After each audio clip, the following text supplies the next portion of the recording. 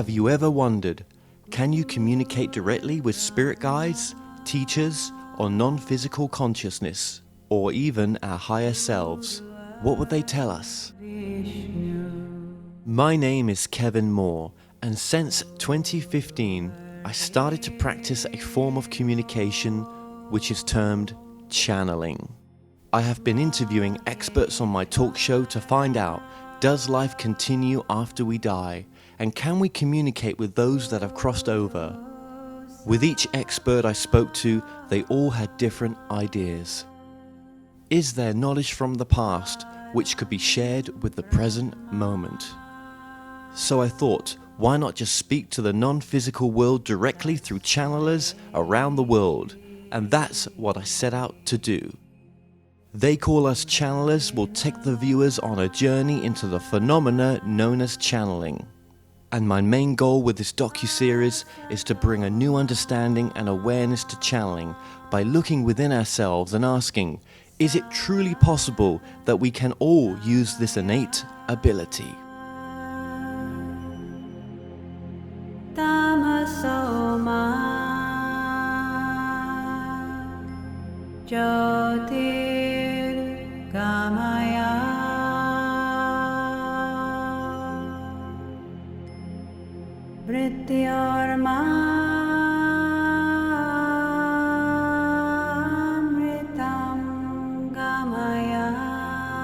I'm Bernette Sherman, and I am a multidimensional channel. I'm Rebecca. I am the interviewer for Bernette on Spirit Speaks. Channeling to me is allowing messages to come through from other beings or from spirit, higher selves, basically. For me, channeling is the allowing of spirit to speak through a variety of means to us in this human form, whether it's direct channeling, trans channeling, multidimensional, writing, art, music. It can be all these different modes, but it's the muse and information coming through.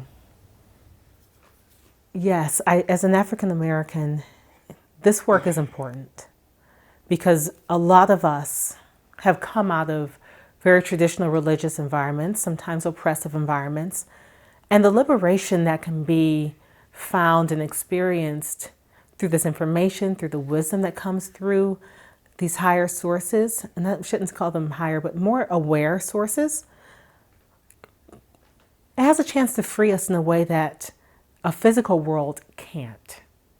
And it is important. And hearing it from someone who comes from the same background, I think is helpful. It is very important for the African American community because it is something that we have feared, we've been taught against, even though secretly we know we have it. We're afraid to express it openly for fear of being judged, criticized, condemned, and looked down upon. So for someone of color to stand out and say, there's nothing wrong with this, that it is not of the devil. See our light, because there is light in it. There is God in it, and God gives this gift to everyone. It is okay. Strangely enough, my mother did. Her mother did. They never called it what we call it now, but she was always very intuitive, and we could not understand how she knew the things about us that she knew. And then my father, strangely enough, I've been told, read tarot cards. So even though it's a very religious family, and he read tarot from regular playing cards, not the tarot decks as we know them now. Oh my goodness, was there religion? There still is religion. Yes, very, very religious family, Pentecostals no less, and my mother and my father were ministers. Um, they do not talk to us about it. It's like, well, that's your thing, and we don't want to have anything to do with it because some are of the opinion that it must be of the devil, because that's just how religious people think. Well, I have to tell you that I was also very religious when Bernette was growing up, and I did not recognize it. I did not know it, but I have since heard of a lot of strange and interesting things that were happening with her when she was a child that she did not share with me when she was a child. It's interesting because most of it occurred when I was young. I would say 3 to 5 years old. And there would be the dreams of things outside trying to get me, sleep paralysis, not being able to move when you're asleep, not being able to call out, and having to force yourself, will yourself awake, or to get the animal that seemed to be holding you down off of you, hearing the noises and knowing that something was going bump in the night. There was something under the bed, or at least, that's what I experienced. Shadows on the wall sometimes, and recognizing that somebody was present. So I didn't necessarily see people in the three-dimensional sense or see beings in a three-dimensional sense, but I knew that there were things there. Most interesting, and I thought I told my mom years ago about this. I used to go and fly outside the window at night when I was like 4 or 5 years old. I never went far from home. There was a light post, and it wasn't far outside the window, and I would just get up I'd be sleeping, I'd get up. I would go fly around it a few times because I loved the light, and just fly around it. And I could feel myself fall back into bed. And I just did that most nights. It was beautiful. I didn't go far from home though. I didn't know it was anything to talk about. You figure at that age, no one's talking about it. You didn't know that it wasn't usual. You didn't know that that was uncommon. Everybody was flying around the light post. In my early 20s, I still hadn't turned it back on yet. So some of the experiences from my childhood made me turn it off. And so in my 20s, I think I was doing some kind of channeling, but I wasn't calling it that. I'm a writer, and so a lot of my works, I realize now what was happening, my poetry, my writings, that's what was happening. And I understood that I had guides, and I would listen to them, but I didn't consider that anything special, so to speak. And I wasn't using any of the other gifts. It wasn't until a few years later that it turned back on. So those gifts, they turned back on around 30. And I was actually visiting my mother in Rochester, New York, where she was at Plymouth Spiritualist Church. And she was kind of new there, and I went to visit. I was like, oh, I'll go. This should be interesting. And we're in the congregation in the seating area, and they had a guest speaker. And she's standing up there, and at the spiritualist churches, they give messages. And she points to me. And I'm thinking she must be speaking to someone else, because she says, "You are clairvoyant, clairaudient, and clairsentient." I didn't really know what those words meant, admittedly, but I knew it must not be me. So I turned around and looking, I'm thinking, and she's like, "No, you." And I said, "Okay." I received it. I'm like, "Okay, fine. I don't know what this really means. I don't know if she's really, sure about picking me out." But the next morning, it's like the switch had been turned back on. And I could sense loved ones, and an old friend who passed when I was like 9 years old was around me in the room, and I told them that I was sleeping and they needed to wait. Yeah, that's a boundary I set early. Don't disturb my sleep. But it turned back on pretty much like that. Just being brought to the awareness, I think, was the key thing, was you are this. And once that awareness turned on, it was able to open up that pipeline again. It was surprising because I wasn't expecting it. And when it happened, it didn't scare me or anything, but it was like, I guess she was right. I guess she was right. I would not say that I had any resistance to allowing this. At that point in my life, I was more open spiritually. I'd gone through my own process of coming out of religion and traditional religion and was much more open to what the universe had to offer and a spiritually guided path. And so I wasn't afraid, I wasn't resistant, but I didn't necessarily have that much time. And I realized that you had to have mental space to practice and allow these gifts to develop. And I did not give myself that mental space at that time. I think, my daughter was like 4 years old and there was a lot of other stuff going on. My move away from religion came during a very difficult time in my life where I was forced to look at what was happening and wanted to do something different. My awakening came when I sat down with the Bible one day and said, I want to know what heaven knows from this book. And as I started to read it, I realized that a lot of what was there was not what was divinely appointed to be written. And it just shifted me and changed my whole perspective on religion. And I thought, if some of this is not right, what else isn't? And so I started looking at everything. And as I look at everything, I started waking up and my mindset just totally changed. And I could no longer embrace it the way I once did because I was as much a part of my religion as my parents were. I was a minister myself, yes. I was very deeply involved with it, but I woke up. We did not awake at the same time. She woke up years before I did. She wrote me a letter, and she had this long,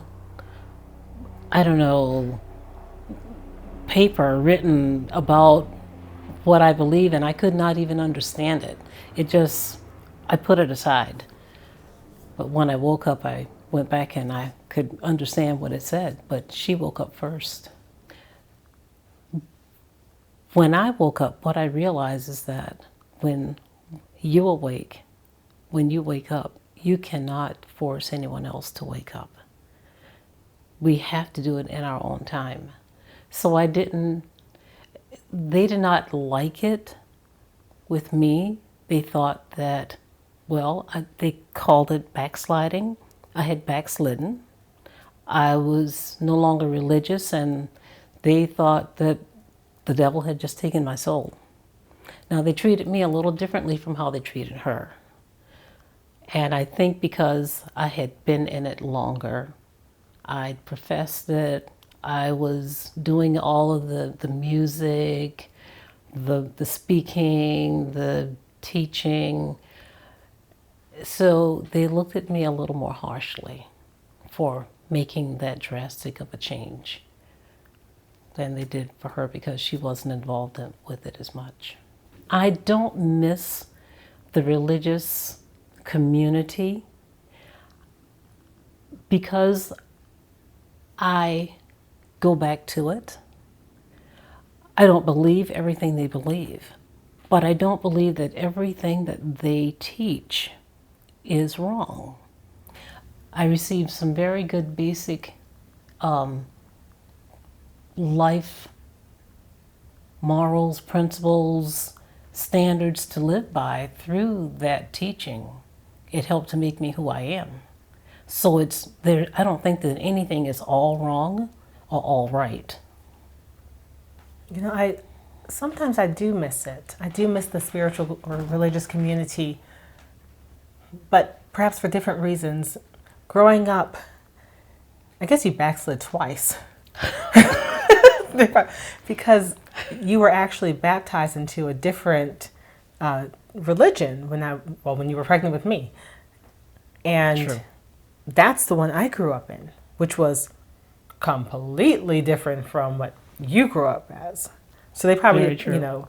probably figured I was always out there because that's how I grew up. We went to church on Saturdays and we kept Jewish holy days and we didn't keep Christian holy holidays. And Yeah, it was. Yeah. so growing up that way, there was a tight-knit community. And we did all kinds of things together. And so I do miss that aspect. And I haven't found it in any of the kind of spiritual communities I've found since then. And some of it may be different. The times are changing and times are changing. But yeah, I do kind of miss, I wish I had that. I wish I had that for my children, actually. I've been channeling as a writer for years. I didn't necessarily call it that. Transitioning into the more multidimensional, intentional channeling happened this year. So it was March of 2017, and Mom came to visit. So let me just add this in. She has a way of pushing me on. But that's what good moms do. There's no settling. So she came to visit, and we were over halfway through the trip. We were in the last week of her visit. And it's like 11 o'clock, and I decide I'm going to just say good night to Mom. And I don't know why. I was going to let her just go to sleep, and I was going to go to sleep. I said, I'm going to say good night to her. So I come down the stairs, and I stop, and she's got this YouTube thing on the TV. Of course. And I stop and I pause and said, I came to say good night. She's like, oh, I'm just watching this show. Have you ever seen this? And of course the answer was no, I'd never seen it. And I'm watching for a minute, and I say, I could do that. She was watching a show, the Shiny show, and they were channeling. I said, I could do that. And it was, passing thought. And she's like, yeah, you could. And not a moment later, I sensed this presence by me. And it was Eric Meadows. And that was kind of the beginning of it. He requested that we channel voices who might not be comfortable coming through other channels and be a voice to a different community. And I'm watching the Shiny show, so I'm thinking it's lighthearted. I'm like, sure, we could maybe do that. Oh, yeah. But I'm busy, and I'm not really sure I want to take this on right now. And I told him, I said, I'm really busy. I've got a lot of things going on. And he said, well, let's make a deal. I said, okay, if I give you 5, groups or people that you want me to channel, I have to remember them after I wake up if you give them to me while I'm sleeping. And if I remember them, then I'll do this. I woke up the next morning. I remembered them, and he buried the lead. Because it was like a couple of name people who you might recognize, and I wasn't really interested in channeling that. But then like the 4th one down is African slaves. And then like someone else. And I was like, okay, I remembered. We'll do this. And we started the next day. I think we did our first few sessions. Well, strangely enough, when I started watching the Shiny show, before I even got to Atlanta, I kept thinking that she could do this. But I did not mention it to her because I knew how busy she was. And I figured she'd probably say no anyway. But I kept thinking she could probably do this. And when Eric popped in, she's phenomenal, I'm telling you. She is so gifted, she has no idea how powerful and gifted she is. When Eric popped in, I just knew we were going to do it. I just knew it. I did not know Eric before I stood there and he popped in because I didn't know who it was. When we channeled the very first episode, the very first session, it was Barb who came through. And I got the sense that it would be heavy, but I had no idea how heavy and how intense and how emotional it would be. And I had allowed myself to be a host, to allow them to speak through me. And that also involved feeling some of those emotions as almost a bystander. So I'm in there, I'm realizing it's not me, but I'm feeling a lot of that pain. And I'm allowing it to go through me, almost as if they needed to release some of that in a physical way. And I was able to help them do that. But it was extremely intense. Definitely not at all what we had expected. No. And afterwards, I think we had to sit back and pause and say, what did we just get ourselves into? Because they were like that for a while. I knew she was channeling a former slave because the information that she was giving, she could not have known.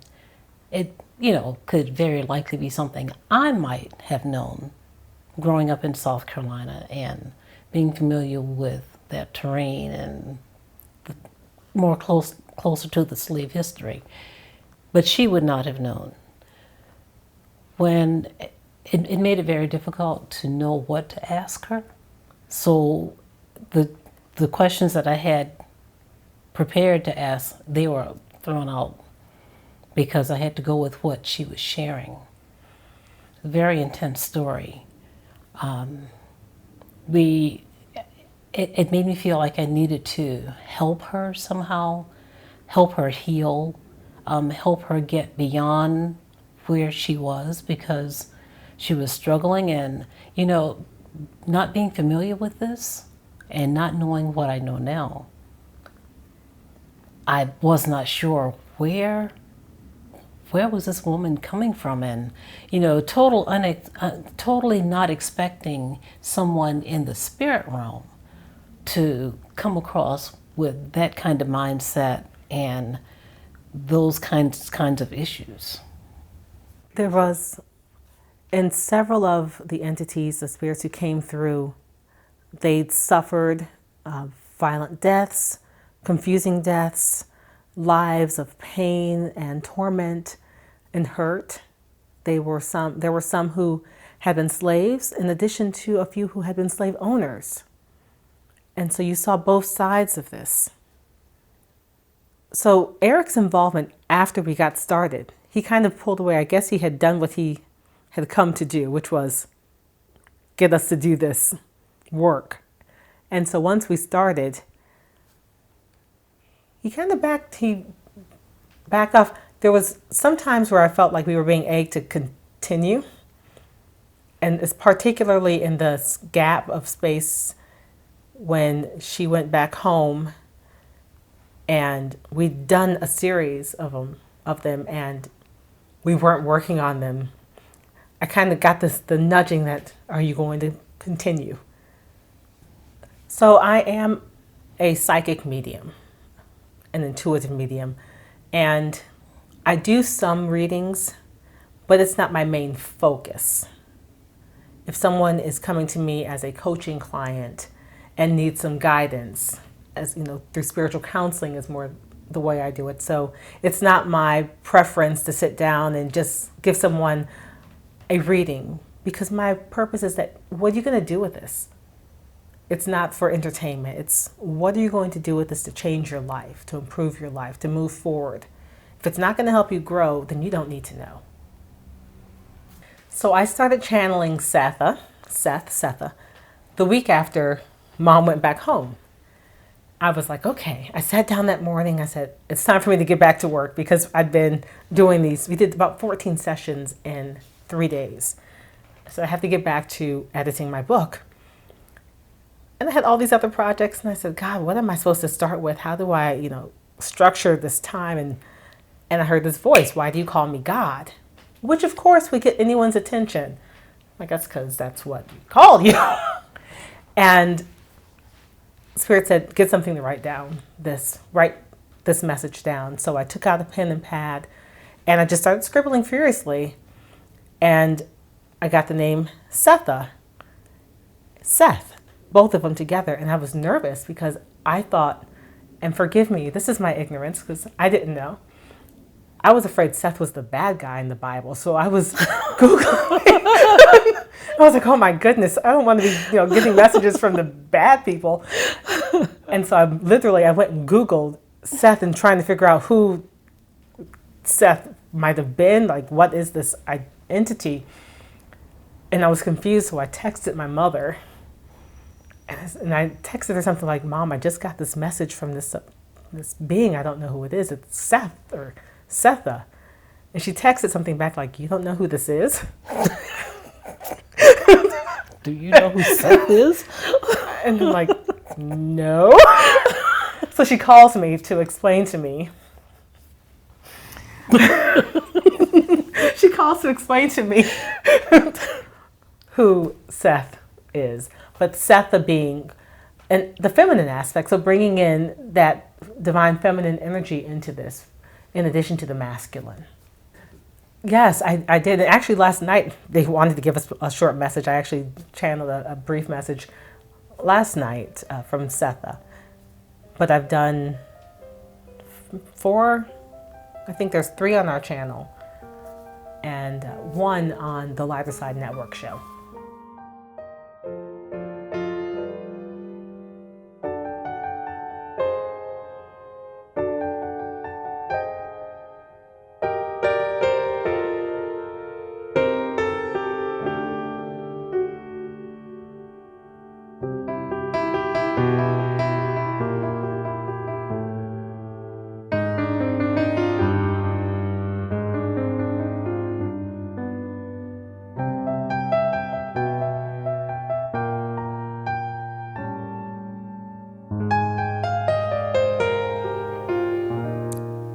We are present. Thank you. Thank you very much for coming through. So if I was just to ask right now, who is coming here? Who is here? Setha. Thank you, Setha, for coming through. Thank you. What is your connection to Bernette? Our connection to Bernette is that she has offered and agreed to serve as a voice for this generation. And we are able to pass our messages through her. Thank you. That's very beautiful. I appreciate that. And has she had any connection with you in her previous lives as well? Yes. She once was above, as all of you. And in that time, she agreed to this work. And she once lived on other planets where we've been connected.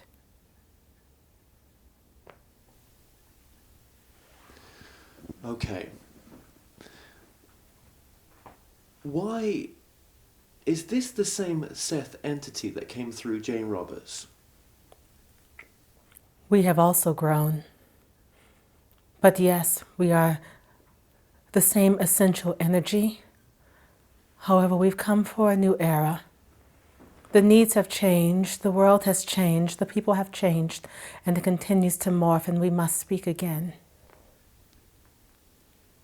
Are you communicating with anybody else right now on Earth? Yes, it is necessary to spread the message through as many possible sources as we can. What was necessary 40 years ago is changed now in a way that we must speak it again in new words and through new people so that it can be heard for this day and age. You're at a precipice. And what we spoke of then, not all of it was heeded. And so we must speak again. What is the most important message you bring forth right now? Healing of yourselves through love and of the earth through care. There has been an abuse of this planet and a lack of love towards each other that, if not remedied, will continue to hurt yourselves and your planet until you don't have a home, and that is not what you wish. The earth is a living being itself, and she will preserve herself. So you must take your turn to preserve her as well. Would you say there's any books that you wish to bring forth through Bernette? We have already begun, yes. Perhaps more than she thought, but she is working, she listened. And there are books that are to be brought through to others who, if willing, may also write and manifest not just books but works that can be consumed by the present teenagers and adults. Okay, thank you. And I just find it really fascinating that Setha is coming through an African-American woman. I think there's something very special about this. You too, yes. We thought it would be special as well. But we've come through others. But this is necessary at this time to reach a population that might not have listened, who might not have even considered or stopped to heed the messages that we have, if they had not been called to her appearance, called to stop because she looks like them, we would not have been able to reach them. We have those who look like people from wherever those people are. It is necessary at this time to cover the earth. It is important that what you are doing continues to grow and that the work that you are doing does what it needs to do, and you are being aided from those on the other side in this work so that it can be profitous. What is your word? Prosperous, not in a financial way, but in a way that it expands and grows, in a way that it touches as many people as possible. Like a fruit from a tree. It will grow and cover and serve as a blessing to so many more than you can even imagine right now. Well, I do feel that, absolutely. I do feel that, Yes. Even if it touches the life of one person, I've done my job. And it will touch the lives of many. There seems to be the angle for this documentary of a multi-dimensional aspect. The angle of the multi-dimensional aspect keeps coming through this documentary. Just to touch on this subject very briefly,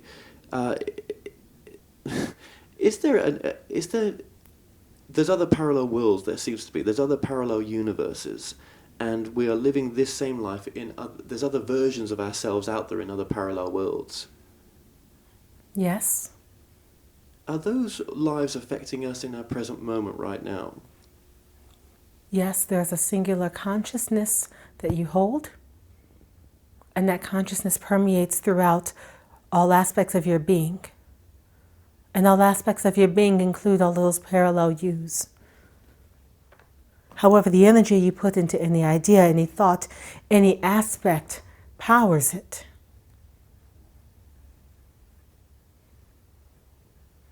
but they're all influencing and impacting and feeding the essential consciousness. So we're able then, so basically then, if there is no time on where we go back to beyond this reality, then we've already crossed over in this life. This life has already finished. In some dimension, yes. So are we able to then connect to that part of us that's already crossed over and try to heal whatever information we might get from it to make this current incarnation the best, even more prosperous? Yes, as well as you can go back and heal your past self to make your current self even better, which makes your future self even better. Do you understand? Yes, yes. So even in your present human form, where you are present in this physical body, you do not have to wait to speak to your other selves, your higher self, your passed on self. You do not even need to try to forward think necessarily. Imagine the healing of your past self and past lives, which you know on your human mind have already existed and already happened. Healing those aspects of yourself so that you're bringing into your current reality the best essence, and how that permeates then into the universe, into all consciousness, into all dimensions, thus making everything else better. So you could say then that, I've always said this, you can't change the world, but you can change yourself. And by changing yourself, it's because we're all one. It's a natural progress to healing everyone. Yes. Yes. You can heal so many when you heal yourself. Your energy spreads. It then impacts the next person and the next. And our consciousness is connected. And so as you grow, as you heal, as you unfold and envelop, you do that for others. Because everything is connected. Yes, it's a web. You all speak of your World Wide Web. Imagine a universal wide web. Everything is connected. The instant of a thought, your messages are sent, your information, your feelings, your emotions, all of that exists and can be sent in a moment, in an instant. You do not realize the capacity, the power that is within you. However, you're glimpsing it in the technology you are currently using and developing.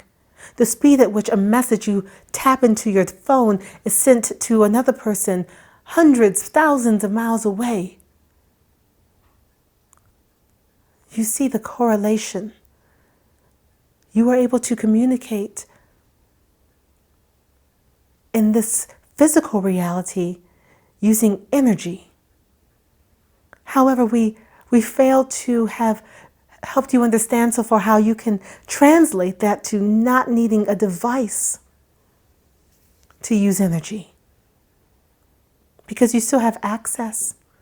And as you all continue to grow spiritually and develop your intuition and your senses that go beyond the 5, you will be able to then communicate in ways that we are able to. Okay, thank you very much. One of your biggest teachings was, and I think Jane Roberts had it on her desk as well, and probably throughout her house, you create your reality. You absolutely do. Every moment, every thought, every action, every word, every deed, you are creating. You are all manifestors. It is no escaping that, whether you want to judge that as you do as good or bad or indifferent, you're creating nonetheless. Whether you intentionally do it or unintentionally do it, you are creating nonetheless. Your reality, this existence that you're experiencing in this moment, is the result of all that has come before, pressing into this moment. It's every action, thought, deed, word, and otherwise from all time, space, and dimensions pressed and compressed into this time and experience that you are living now. You are creators. You are creators.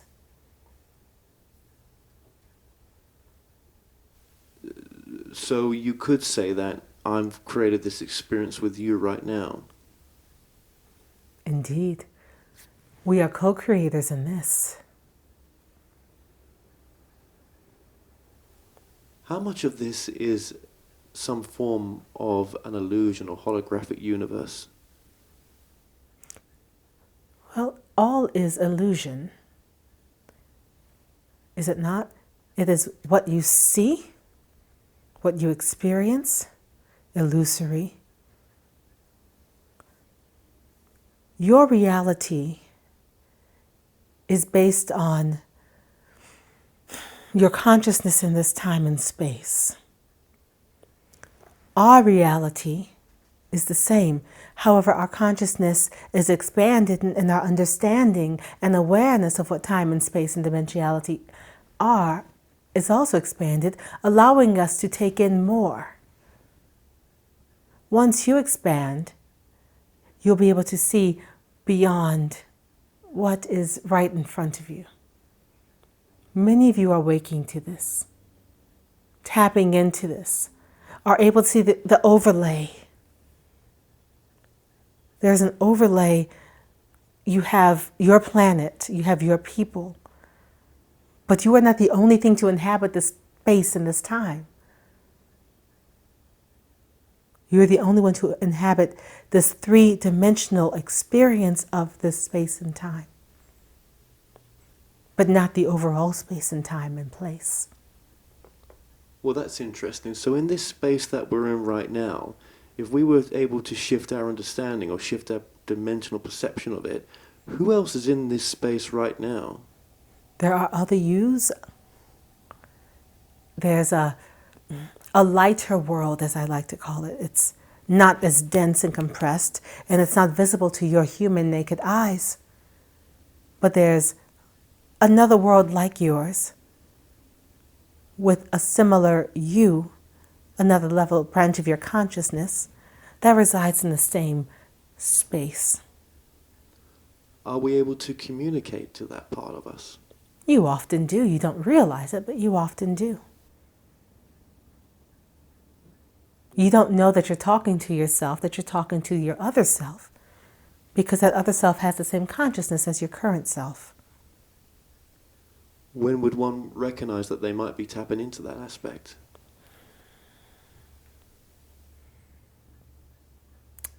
How would a regular human understand this? Sometimes your other self will phrase things slightly different, will use words that are slightly different, familiar but not quite what you and your normal self and your normal mindset would use. Sometimes it'll be a flash of a dreamlike state, and in your dreams you can go to your other selves and these other earth-like realities that exist and experience life for a moment through the more open sensation that dreams allow.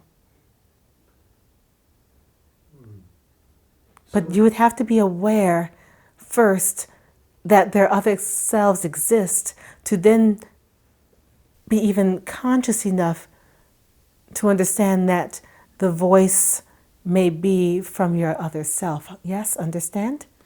Yes, so it still goes on to the principle if you create your reality. If you don't wish to create that reality or that truth, that there are these other parts of us, there are these other, even in this space right now, there are other worlds happening, other lives happening. If we don't create that reality, then we'll never experience it in some respects. You won't experience it, but that does not mean that it does not exist. You may not be able to experience it because you have not opened yourself up to the experience. That does not mean that the thing does not exist. You just aren't tapped into it. So all these other realities going on, what we do in this one, the one we're focused on now, is so important, because the more we learn to come from love in our actions, I'm guessing the more that ripples out to all the us's, all the versions of us out there. In all time, space, and dimension, yes. The more you expand that heart center, the more it ripples out. And it touches every other place, every other time, and every other dimension. Which is why it is so important to understand this message, that you must love, you must love, you must love to heal your world and to heal yourselves.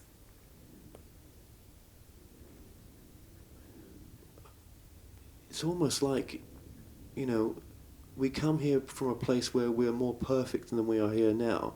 So we've come from the energy that you're from, that we are residing in now, part of our aspect of us is, that is an almost perfect state of being. But yet we choose to come here and then choose to go through this healing process. I mean, is this the only way for our souls to evolve, to know what love is? No, and to an extent, we're from a similar place. So there are places sometimes where we can come together, beings such as us, and the higher selves of being such as yourselves. But we are not necessarily from the same place. So we don't all progress in the same way on our soul's journey, and you have your own paths and own ways of doing it. And so when you leave this planet and you go to the next phase, there's training and learning on that level before you either choose to come here or go somewhere else, or remain on that plane for a while. Can we come back to this life again, if we wanted to relive this life again in a way? This exact particular life? In a different way, yes. It is a rare option,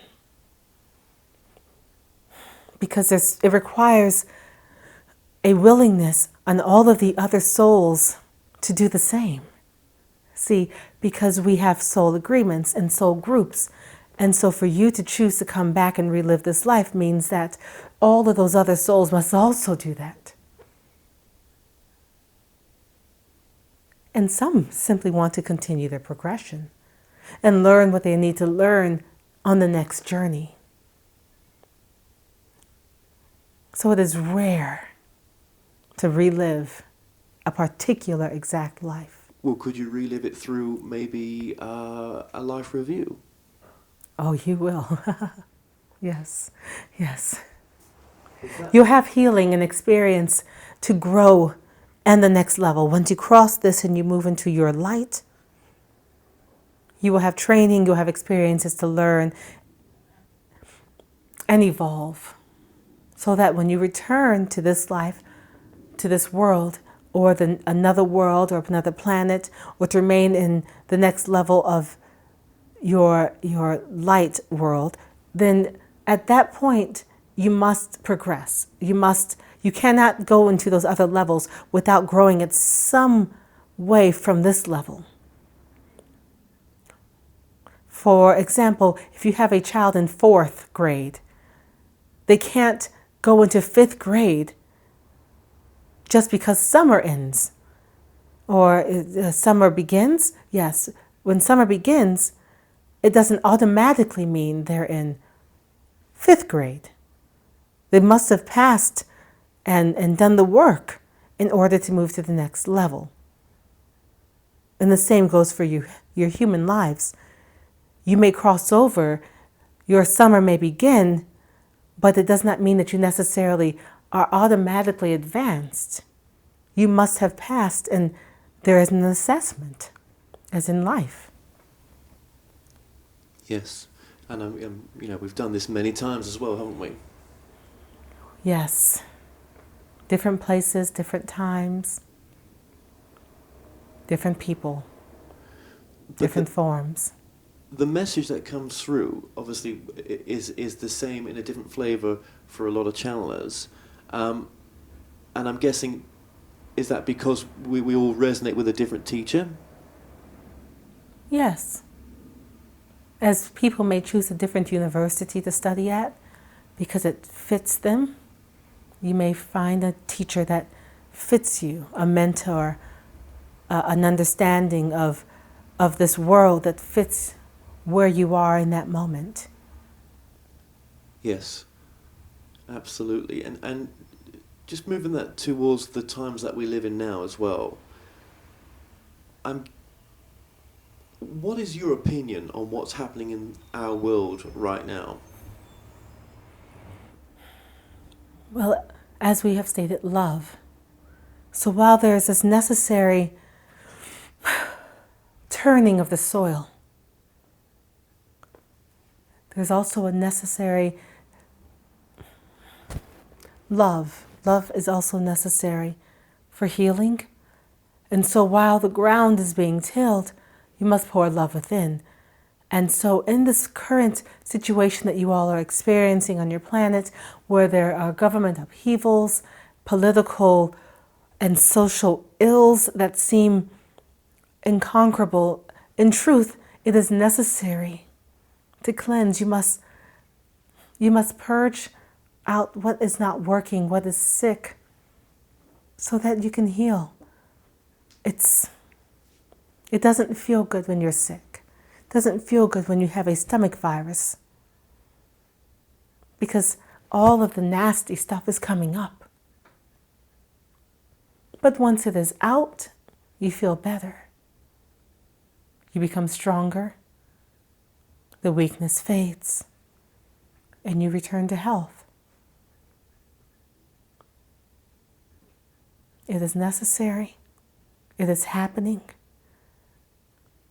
We need more people to hold that space of love while it does.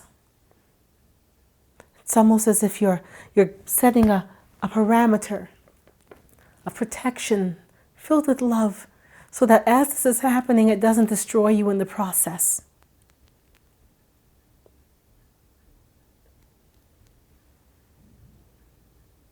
People need a place where they can go, where they can be reassured that although this is happening, it is not the end. In fact, it's the birth pains of a beginning.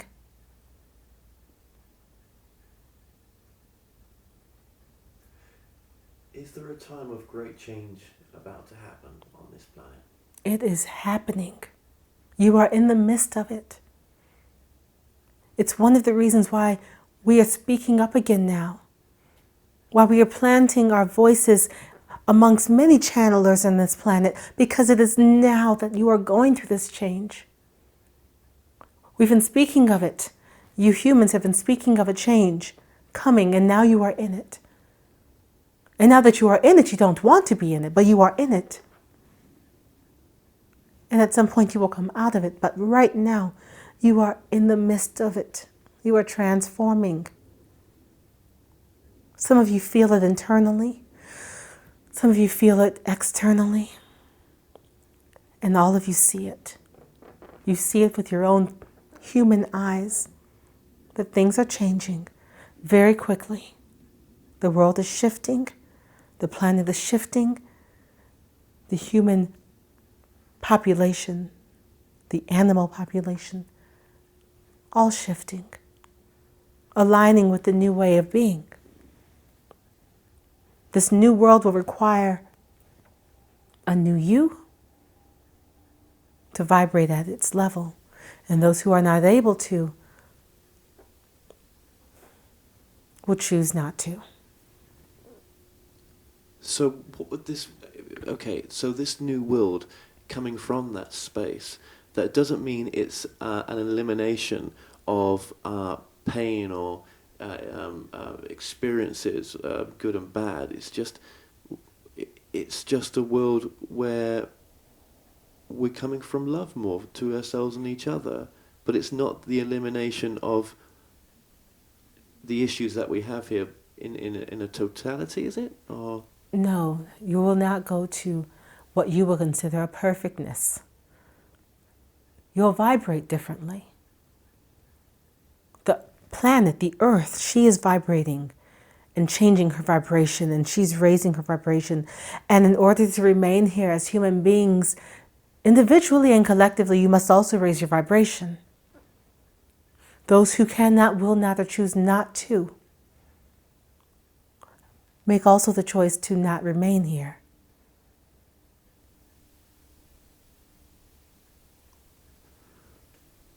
So, yeah, I mean, right now we have a lot of, issues with gun crime and all sorts of just, local issues, even in just the USA. Yes. If we were coming from that space more that you're suggesting, would it be an elimination of such crimes? It would not be an elimination, because human beings have free will. And we cannot control how much someone loves and what they do with that love, or what they do not do with that love. But by putting more love into the world, you are increasing that frequency among all beings, all consciousness here and beyond. And so if you can infuse the world with more love, you'll have less situations that would cause turmoil, distress, hurt, and pain. And so those situations will become less frequent. However, Earth is a learning and a training ground. It's a land of experience, of human experience, where you mix the physical with the spiritual. And that is by design. And so you choose to come here for that beautiful blend. And so you will never eradicate the physical experience. You'll never eradicate the things that make you human. Your feelings, your emotions, your touch. And you cannot eradicate those. You should not. Is even the taste of milk chocolate just as important to take that back home with us? I do not understand. The taste of milk chocolate, right? We take that for granted, don't we? As in, it's just what milk chocolate tastes like. But Yes. even to take that home with us, to download it to the collective, that's just as important as someone going through a major earth crisis, if you call it that. All of your experiences are important, if not simply to your soul consciousness, then to the collective. So the things that you experience here help inform and teach all of us. That's interesting. So the more we heal ourselves, the more we're healing you. The more you're healing all. All. Because all is one. And so if you heal one, yourself, you begin to heal all. So you come through because you're after healing yourself. That is not why we come through. We come through because we care about you and this planet. And we care about what happens to humanity and your growth and your progression. We've been along this path a lot longer, and we have advanced in our ways and our ways of doing and being. And as such, we are assigned to help others grow and advance as well. Why do you come through in this form? Why the extreme of spirituality, in a sense? On the edge of spirituality, do you come through in this form? Is there another form that you could come through, that the message would just be as loud and as clear, and it would be more believable for some people? We come through in many forms. We come through, so when we come through traditional religion, we have to speak traditional religious words, understand, so that it resonates with them. But we still speak a similar message. For example, the words that come through Mr. T.D. Jakes are inspired. Why they call that inspiration from God? Yes, because God is all there is. God is that one source, that infinite, and we are all a part of that. And so it is fine. Call it God. If you are Muslim or Jewish, it will come through in a way that is necessary for you to hear and understand it. The message must come through, and so we bring it in the way that it is able to be received. Is that because the soul's chosen a life to live in that particular religion, or to have that particular religion, because it's getting something out of experiencing that restriction or whatever it may be trying to experience? Many souls do. They choose life experiences that allow them to grow in some capacity, and others choose family or soul families. And if that family has chosen a certain path, then because they've chosen to incarnate with that group, they also choose that path. Some choose to make amends for past hurts by going into a family or religion or a teaching that will have them understand the pains and sufferings of others. Sometimes to fix a karmic debt, sometimes to learn and become more empathic. It depends on their needs for their soul's growth and progression. But we do often choose where we will go and what teaching we will follow, if any. However, we understand that now there are fewer coming into those paths. There are more coming in open, which means that they have not been slated for a religion.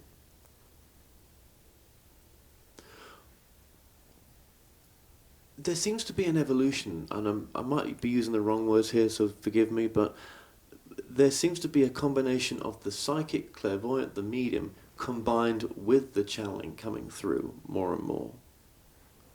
It is because they are already more open. It is easy to go through a door that is already open, to go through a tube that's already open and it's not clogged. That channel is already open. It's already open. The channel is open. Through a medium, through a psychic, through a clairvoyant, through an intuitive, even through healers. They've already opened to energy. And this is purely energy, and we're able to easier move through those open passages. With the willingness of the individual to want to bring that through. Yes, there must be a willingness when we meet with resistance from some. But there must be a willingness, and then the understanding that this is what is happening.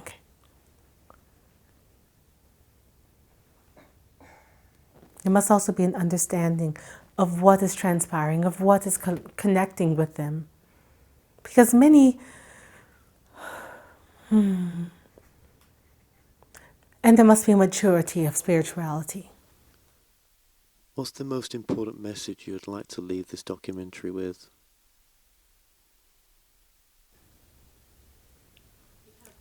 You have one planet, your Mother Earth. In this time, in this space, and in this dimension, in this physical reality, she is your home. Do not abuse her. Do not misuse her. She is shifting and she is changing, and she desires for all of you to shift and change with her. You must expand your love and your capacity to love, and demonstrate this in how you treat one another. Hold the space where the vibration can be raised. Love, love, love, and continue to heal your world. That is all. Well, I would just like to say thank you so much for coming through right now. And it was a lot of love to speak to you. Thank you. Thank you.